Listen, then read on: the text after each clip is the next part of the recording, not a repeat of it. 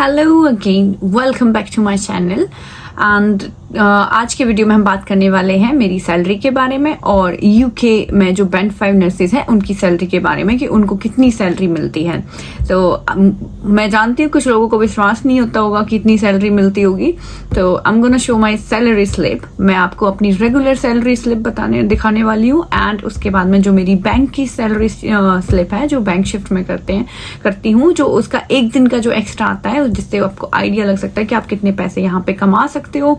And उसके बाद में जो नेक्स्ट वीडियो मैं बनाने वाली हूँ अपने एक्सपेंस के ऊपर कि मेरा कितना एक्सपेंस महीने का होता है। तो उससे आपको एक रफली आइडिया लग जाएगा कि आप यहाँ पे आते हो तो आपको कितने पैसे बच जाते हैं, कितनी आप सेविंग कर पाते हो, आपका यहाँ पे आना वर्थ इट है या नहीं है। ठीक है, तो अब before going forward to my video, मैं उससे पहले आपको सैलरी स्लिप दिखाऊं उससे पहले मैं आपको कुछ पॉइंट्स क्लियर कर देना चाहती हूँ। जैसे कि जो हमारा फर्स्ट पॉइंट है वो है कि हर यूके में हर किसी की सैलरी सेम नहीं होती। इवन बैंड 5 नर्सेज की सैलरी सेम नहीं होती। वो क्यों सेम नहीं होती? वैसे तो जो NHS का पे रेट है वो सेम होता है, वो सबके लिए सेम है, वो उसी पे रेट पे आपको जो बेसिक बैंड 5 की नर्सेज की जो सैलरी है वो होगी।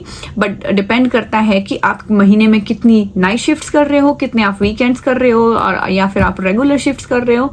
तो ये सब डिपेंड करता है उन सब चीजों के ऊपर, क्योंकि यहाँ पे जो नाइट शिफ्ट है उसका पैसा आपको एक्स्ट्रा मिलता है 30% एक्स्ट्रा। जो आपकी बैंक शिफ्ट्स होती हैं जो आपके वीकेंड्स होते हैं उनका आपको अलग से एक्स्ट्रा मिलता है। तो वो डिपेंड करता है महीने में कितनी कर रहे हो।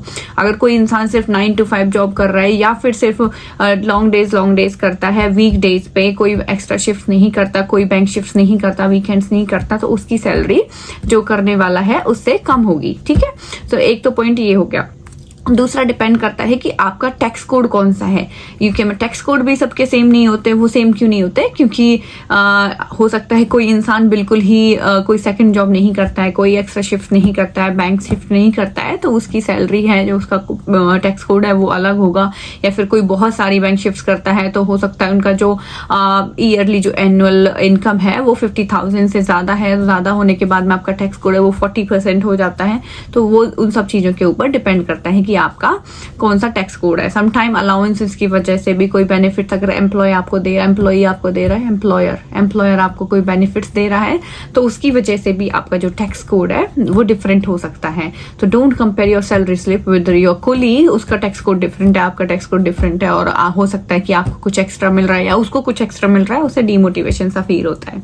ठीक है, उसके बाद में आते हैं थर्ड पॉइंट पे कि किस चीज के ऊपर डिपेंड करती है सैलरी, कि आप किस एरिया में रहते हो। यूके में जो आपका एरिया है वो डिपेंड करता है कौन सा है सैलरी उसमें आपको कितनी मिलेगी। जैसे कि अगर आप हाई कॉस्ट लिविंग एरिया में रह रहे हो, जैसे लंदन है उसके अंदर आता है, उसमें जो जोन्स हैं, जोन्स के हिसाब से आपको सैलरी मिलती है। अगर आप जोन 1 में हो, सेंट्रल लंदन में हो, तो आपकी सैलरी हाईएस्ट होगी। उसके बाद में आप जोन 2 में आते हो, 3 में, 4 में थोड़ा थोड़ा कम होता चला जाता है। लेकिन जो लोग लंदन में रहते हैं उनका जो कॉस्ट ऑफ लिविंग है वो हाई होता है compare to rest of the cities in UK. तो आपकी सैलरी भी उनसे ज्यादा होगी क्योंकि यहाँ पे रेंट ज़्यादा है। यहाँ पे जो आपकी ग्रोसरीज है उनका प्राइस थोड़ा एक्स्ट्रा हो सकता है बाहर जो कंट्री साइड रहते हैं उन लोगों से ज़्यादा, तो उन लोगों की सैलरी थोड़ी एक्स्ट्रा होती है। जैसे फॉर मी, मैं जोन 2 में हूँ और जोन 2 में मेरी जो सैलरी है बेसिक सैलरी उसके ऊपर मुझे 450 पाउंड्स एवरी मंथ मिलते हैं, जो एक्स्ट्रा खर्चा एक्सपेंस है उसको कवर करने के लिए, जो मोर देन सफिशिएंट है फॉर मी। क्योंकि अगर मैं बाहर रहती जो मुझे बेसिक सैलरी मिलती और जो बेसिक सैलरी में भी मेरा इतना ही पैसा, मतलब इतनी ही सैलरी हाथ में आती अगर मैं अपने एक्सपेंसेस को काउंट करूँ तो। उसके बाद मेरा ये वीडियो बनाने का पर्पज ये है कि कुछ लोग विश्वास नहीं करते कि इतनी सैलरी भी होती होगी। कुछ लोगों को लगता है कि नहीं, बस ऐसे ही बोलते हैं, इतनी सैलरी है तो इतना खर्चा भी होता है, वो निकल जाती होगी सारी, तो लोगों को ऐसा लगता है। What I am gonna show you कि आज मैं अपनी सैलरी स्लिप आपको दिखाती हूँ ताकि आपको आइडिया लग जाए कि कितनी सैलरी आपको मिलने वाली है यहाँ पे आने के बाद में। जो मेरा नेक्स्ट वीडियो होगा वो होगा एक्सपेंसेस के ऊपर कि यहाँ पे आने के बाद में आपके कितने एक्सपेंस होने वाले हैं और आप कितना सेव कर सकते हो। ठीक है, कि आप कितना पैसा इंडिया भेज सकते हो, कितनी आप सेविंग कर सकते हो, आपको एक रफली आइडिया लग जाए, तब आप डिसाइड कर पाओ कि आपका यहाँ पे आना वर्थ इट है या नहीं है, या फिर आप अपना सिर्फ पैसा और टाइम वेस्ट करने वाले हो। So stay tuned with me, I am gonna show you my salary slip and I am gonna tell you some point as well, so don't miss these points. Yeah let's start with the bank salary slip. So पहले मैं आप लोगों को ये bank salary वाली slip दिखाती हूँ। इसमें क्या है कि मैंने एक बैंक शिफ्ट की है। वो बैंक शिफ्ट मेरी जो है वो 11.5 आवर्स की होती है, ठीक है। तो 11.5 आवर्स के बाद मैं, क्योंकि जो टोटल शिफ्ट है वो हमारी 12.5 आवर्स की होती है, लेकिन उसमें से जो हमारा ब्रेक का एक घंटा होता है, जो ब्रेक का 1 घंटा है, उसकी हमें सैलरी नहीं मिलती, वो अनपेड होता है, ठीक है। अब अगर नाइट शिफ्ट कर रहे हैं तो मुझे तो ब्रेक 2.5 आवर्स का मिलता है, लेकिन डिपेंड करता है वो आपका डिपार्टमेंट कौन सा है, वो बिजी है, इजी, आपका स्टाफ कैसा है, आपके कोलीग्स कैसे हैं। बट आपका जो एन आवर है, जो एक ब्रेक 1 घंटा का पीरियड है, वो आपका नॉन पेड है और वो आपको मिलता ही मिलता है। उसमें आपसे कोई ये नहीं बोल सकता कि वो आपको नहीं मिलेगा, वो कम मिलेगा, ठीक है। तो उसके बाद में 11.5 आवर्स की सैलरी मिलती है और मुझे जो पे रेट मिला था वो 19 का। मैं पॉइंट्स में बात नहीं करूंगी, पॉइंट्स को छोड़ देते हैं, जो आपका बड़ी वैल्यू है उसको लेके चलते हैं, ठीक है। 11.5 आवर्स में 19 आवर्स पर आवर्स के हिसाब से 19 पाउंड्स पर आवर के हिसाब से मुझे जो सैलरी मिली है, अगर इंडियन रुपीज में काउंट करें तो 1900, जो कि 100 से ऊपर ही है फिलहाल। पाउंड का रेट है वो 104 समथिंग है, 104 और 105, लेकिन मान के चलते 100 का 1900 पर आवर के हिसाब से मिली है। और जो मेरा इसमें WTD पे होता है, एक जो आपका पे है, लेट मी चेक, जो आपका WTD पे है वो आपका वर्किंग टाइम डायरेक्टिव पे होता है, वो जो आपको एक्स्ट्रा मिलता है सैलरी के ऊपर थोड़ा सा, तो वो मुझे मिला है 26 पाउंड। उसके बाद में मेरी टोटल हो जाती है 219 पाउंड ना, 219 पाउंड मेरी बेसिक सैलरी होगी, उसमें WTD पे ऐड हो गया। उसके बाद में इस पे मेरा टैक्स कटा है, क्योंकि ऑब्वियसली यहाँ पे हर सैलरी स्लिप पे टैक्स कटता है। तो यहाँ पे जो टैक्स कटा है वो मेरा 49 पाउंड कटा है, मोटा मोटा मान के चले 50 पाउंड्स। और जो मेरे को इन हैंड सैलरी आई है, मुझे in hand salary I 197 pounds, जैसे आप देख सकते हो इसमें सैलरी स्लिप में 197 पाउंड। सो ये है करीब करीब आपका 19,700, जो पाउंड का रेट ऊपर है, तो करीब करीब आपका 20,000 है। 20,000 आपके एक दिन की बैंक शिफ्ट की सैलरी है, एक एक्स्ट्रा शिफ्ट की आपकी 20,000 है। Can you imagine? इंडिया में मेरी पूरे महीने की सैलरी हाईएस्ट 19,500 मेरे हाथ में आई थी पूरे महीने की, 25,000 के नाम पे, बाकी सब कुछ काट के उन्होंने मेरे को 19,500 दिया था, बस एक दिन की सैलरी है उतनी।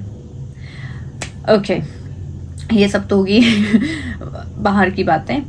Let's talk about my regular salary, ठीक है। तो अभी जो अगर आपको ज्यादा डिटेल में देखना है तो आप पॉज करके वीडियो आप देख सकते हो कि कहाँ पे कितना डिडक्शन हुआ है, कितनी सैलरी मिली है। और अगर आपको कोई डाउट है so leave me a comment down, या।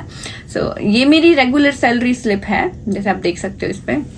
रेगुलर सैलरी स्लिप में क्या है कि आपके जो रेगुलर आवर्स हैं वो आपके एक रेगुलर पे रेट है, जो उसके हिसाब से, जैसे 14.5 जो पे रेट है, बेसिक पे रेट, उसके हिसाब से आपको मिलेंगे।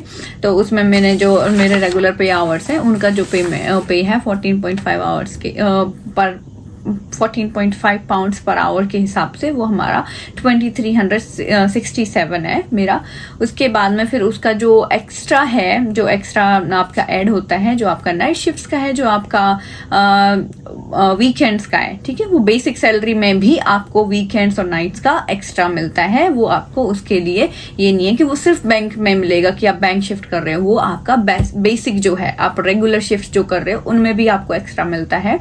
तो उनका मेरे को, जैसे कि नाइट ड्यूटी जो मैंने करी है उनका मिला के 100 पाउंड्स मिला है नाइट शिफ्ट्स का, बेसिक सैलरी से अलग जो एक्स्ट्रा है, ठीक है। उसके अलावा जो मैंने सैटरडे को ड्यूटी करी थी, 1 या 2 शिफ्ट करी होंगे, आई डोंट रिमेम्बर एग्जैक्टली, तो वो आप मुझे 100 पाउंड सैटरडे का एक्स्ट्रा मिला है। फिर संडे का सबसे ज्यादा होता है, तो संडे का मुझे 300 पाउंड्स मिला है एक्स्ट्रा। उसके बाद में जो इनर लंदन अलाउंस है वो मुझे 473 मिला है, ठीक है। वो 450 था, वो थोड़ा सा फ्लक्चुएट करता रहता है ऊपर नीचे, बट वो 450 से नीचे नहीं जाता है। और ऐसा नहीं हुआ कि कभी 500 मिला हो, तो इसके बीच में ही मिलता है। तो 473 पाउंड्स मेरे को इनर लंदन अलाउंस मिला है। फिर से वही WTD पे मिला है जो मेरे को 60 पाउंड्स मिला है। तो इन सबको कैलकुलेट करते हैं तो मेरी सैलरी जो मुझे मिली है वो है 3,400 बेसिकली, या। तो ऐसा नहीं है कि सारी की सारी सैलरी मेरे पास आ गई और सारी मुझे मिल गई, जैसा मैंने बोला यहाँ पे हर सैलरी स्लिप पे आपका टैक्स करता है, ठीक है। तो यहाँ पे मेरा जो रेगुलर सैलरी है उसका टैक्स कोड अलग है, जो मेरी बैंक सैलरी है उसका टैक्स कोड अलग है। बैंक सैलरी में इतना टैक्स नहीं करता मेरा जितना रेगुलर सैलरी में करता है। उसके बाद में जो इन्होंने डिडक्शंस किए हैं उसमें मेरा पेई काटा है, पेई एंड एनआई जो है नेशनल इंश्योरेंस टैक्सेस काटे हैं जो, तो उसमें मेरा 754 या 750 मोटा मोटा मान के चलें 750 मेरा पेई काटा है उन्होंने।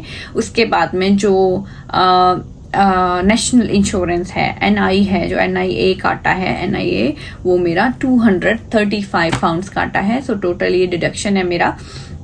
मेरी सैलरी में से एनएचएस पेंशन डिडक्ट नहीं होती है, मैंने ऑप्ट आउट किया हुआ है फॉर माई पर्सनल रीजंस। मैं दोबारा से ऑप्ट इन करूंगी क्योंकि मुझे चाहिए, बट वो मैंने टेम्परेरी बेसिस के लिए उससे ऑप्ट आउट किया था, तो मैं वापस से ज्वाइन करूंगी उसको। तो उसका वो जो एक्स्ट्रा है वो अलग से करता है, जैसे मेरा 9% करता था, 9.9, एंड तो मेरा 350 के करीब करीब करता था, वो इसमें से अलग से डिडक्ट होएगा। जब मैं ऑप्ट इन कर दूंगी तो मेरे इन हैंड जो सैलरी आएगी वो कुछ 2100 के करीब करीब आएगी, 2200 या। तो अभी जो मेरी सैलरी आई है बिना एनएचएस पेंशन डिडक्शन के, एनएचएस पेंशन क्या है, उसके बेनिफिट्स क्या है, I will tell you later on. तो वो मेरी सैलरी है जो वो अब मुझे मिली है। कितनी मिली है मुझे सैलरी?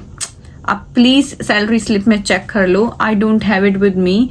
कुछ 2450 के करीब करीब मिली है, इतना ही कुछ है, मुझे अच्छे से एग्जैक्टली याद नहीं है। तो ये मेरे पिछले महीने की सैलरी थी। जो हमारा पे डे है, जिस दिन हमारी सैलरी आती है, वो 24th है एवरी मंथ। तो जैसे मैं अब दिसंबर चल रहा है, तो दिसंबर में मेरी 24th को सैलरी आ जाएगी पूरे दिसंबर मंथ की। इंडिया में क्या होता है कि आपको सैलरी एक वीक बाद मिलती है, मतलब ये महीने आपने काम कर लिया, उसके बाद में जो आपका नेक्स्ट मंथ है उसमें भी आप एक वीक काम करने के बाद में वो आपको सैलरी देते हैं। यहाँ पे क्या है कि यहाँ पे आपको एक वीक पहले सैलरी दे देते हैं। जैसे अभी मेरे जो 1 दिसंबर से 31 दिसंबर की जो सैलरी है वो मेरी 24 दिसंबर को आ जाएगी, क्योंकि इस 24 दिसंबर को संडे है, उससे पहले सैटरडे है 23 को। वीकेंड्स पे बैंक्स बंद होते हैं, हॉस्पिटल का एचआर है, जो सैलरी जो अकाउंट्स हैं वो बंद होते हैं, तो वो लोग क्या करते हैं, वो आपका और उससे पहले डाल देते हैं। तो मेरी जो सैलरी है इस महीने वो 22 को आएगी। तो ऐसे ही होता है हमेशा कि वो और उससे पहले आ जाएगी वो 22 को, लेकिन कभी भी 24 से लेट नहीं होगी। अगर उससे पहले कोई बैंक हॉलीडे, कोई छुट्टी है, तो उससे पहले वो लोग आपको सैलरी दे देते हैं, ठीक है। तो ये मेरी सैलरी स्लिप, ये अब इतना बड़ा सीक्रेट रिवील कर दिया है मैंने, कोई आपको अपनी सैलरी स्लिप नहीं दिखाता है। सब लोग हेजिटेट करते हैं, और सही भी है, किसी को अपनी एज और सैलरी स्लिप तो किसी को नहीं दिखानी चाहिए, किसी को नहीं बतानी चाहिए।